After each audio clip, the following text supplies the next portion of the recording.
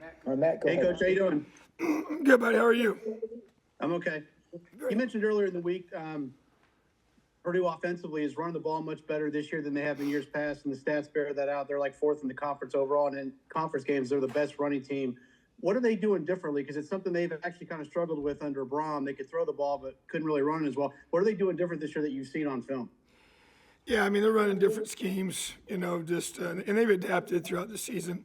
I think just to be able to match, their talent up front with their talent in the backfield. I think they got two really good running backs that do a good job of running what they do, and that's obviously a huge part of it. And they got a third guy that's very effective as well. So between the combination of the talent in the backfield as well as, I just think being able to adapt and run, do the things up front that their guys can do well. And it's been effective. There's no doubt about it. Obviously, the proof's in the numbers, and the film doesn't lie. And so, hats off to them for being able to adapt to their personnel and be able to get the most out of that. So obviously, it takes a ton of pressure off your throw game when you're running the ball that effectively. Sam with the mic. Good morning, Coach. Happy Thanksgiving. There's something on the screen here. End of the season, what are you looking for to build off of going forward with some of these younger players? Yeah, I would say that has been a big emphasis this week to get a lot of those guys some good reps, and which is what you really want to be able to do is get those guys in a position to really continue to develop and also show them, kind of their, how we view them, and the guys that we've talked about that, get a chance to be in a two-role or even a three-role, and we go offense versus defense situation. We got more guys in there for that as well, and so we've really maximized that, I feel like, this week. And but obviously the objective is to win the game. That's the biggest thing we can do for next season and for momentum in the offseason is to play well and win this big game for us and for our program. So, but excited the way our young guys have responded this week and got chances to get in there, get some good reps, and then also just sit down talking to them too about how we kind of see their role expanding and growing in this offseason into next year, because we got a lot of guys that are going to be back off this team. So it's exciting for what we have moving forward. Mike and Daniel. Yeah, hi, Tom. In terms of, obviously the talk was before the season about how much you guys got out of the transfer portal. Now, kind of looking back at the season as a whole, what have you learned from doing that? And has it impacted you at all in terms of kind of some of the up and down nature with all the new faces? I mean, I'm curious kind of when you now look at the season and kind of how you guys constructed the roster, if you think it kind of impacted what you guys, how you guys have performed through, obviously, with only one game left.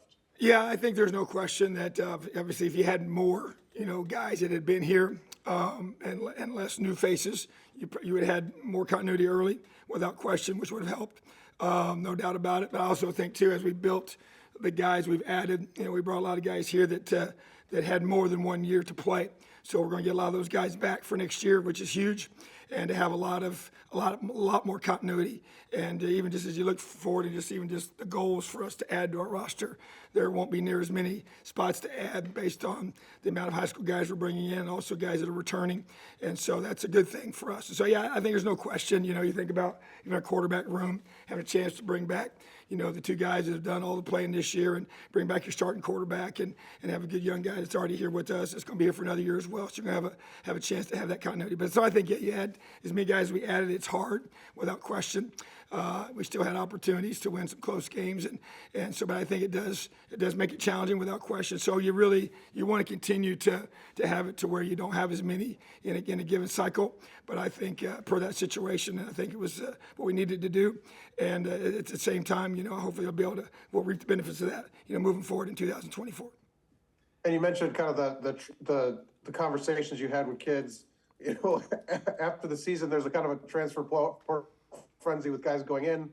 How prepared are you kind of after that last game, knowing kind of what direction guys go in, and how is it hard to read the guys' sort of psyche and kind of anticipate who's staying, who's going, just kind of the challenges of that now for coaches? Yeah, I do think it's definitely. I mean, you had several coaches have commented about this, last few days in their press conferences about what's happening next. And And so, but I do think you have to have a good pulse for your guys, and there's always going to probably be a few surprises sometimes, but I think you can kind of usually tell. I've met with several guys already, kind of have an idea kind of where we are with that. And so I do think, though, but it is about having open communication with your guys and being able to have that with them prior to, even this Sunday, for the most part, so you can be able to know where guys, what they're thinking and kind of where they're at and kind of what we're thinking and where we're at with them as well. So I do feel like it's definitely a new era of reality that we're dealing with. But I think if you have those, relationship building is where it needs to be. You'll kind of know where a guy is, where he just feels like he can be honest with you and you can be honest with him, about where things are. And so there's no doubt that we got to, there's a 4-day window now after that. This game is over to where it's now a dead period. So coaches don't go out and recruit. They're going to be with their guys. We'll be with our guys. And I'll be spending a ton of time meeting with players as well as our coaches. So, yeah, it's definitely an important time. But I think the relationship piece is still critical there to be able to have those open, honest conversations about what's next. Thanks, Coach. Daniel and Pete. Yeah, kind of adding on to that, you mentioned earlier some of the conversations you've had, and also the, increase in practice reps as well for some of the younger guys on your roster.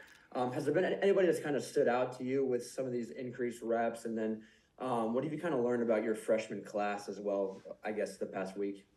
Yeah, I think that's a great question. Tootie Collins is one that really sticks out to me.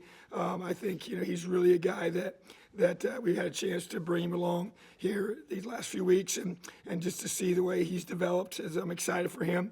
I know Robbie Harrison's not a true freshman. He's a redshirt freshman, but he did come to us, from another school, and I'm just really excited about how he's grown and developed as well. Mari Farrell's another one I'm super pumped about. We've obviously seen what Jordan Shaw can do and excited about his future with us. So those are guys. I think Derek Bowler's another one that has really kind of come on here at the last part of the season, has really caught my eye in the way he's done things. And our young tight ends, Sam West and Anthony Miller, two guys that we've gotten, had a chance to get involved as well. So I really like this class of guys. Brock Lowry's not one we've talked about much, from a, getting reps perspective, but he's been with our scouts every day. We've actually moved him up with the older guys to give him some opportunity to do some inside run work and working on the run reads. And because I see him every day throwing to our scout team, but really, really like, who he is and what he can become as a player for us. So I think it's a really good class of guys that, Austin Barrett's another one that I'll mention that I'm really excited about and his future development. So it's a good group. But it's a group of guys we got to build off of and keep growing and allow them to have a really, really big offseason so they can have an impact in 2024. All right, Pete, last one. Yeah, hey, Tom, can you kind of assess the way practice has gone this week? Have you seen the intensity, the focus that you wanted? Tell you what, very intense, high energy. I thought yesterday was our best one of the year on that day of the week. Today was similar. Guys understand what we're playing for. There's a lot of passion towards the bucket game and what it means to so many people here currently and in the past and moving forward. So like for our guys, they're just being able to be pros and come to work and show up with great energy and practice really hard. So we know we got to play our very, very best. And we got to bring energy. We got to bring tremendous passion to this game. It's what it's going to take. And I love the way the guys have shown up these last couple of days. Expect it to continue for tomorrow and into the weekend. All right, thanks, Tom. Appreciate you guys. Have an awesome day. Happy Thanksgiving. Elio.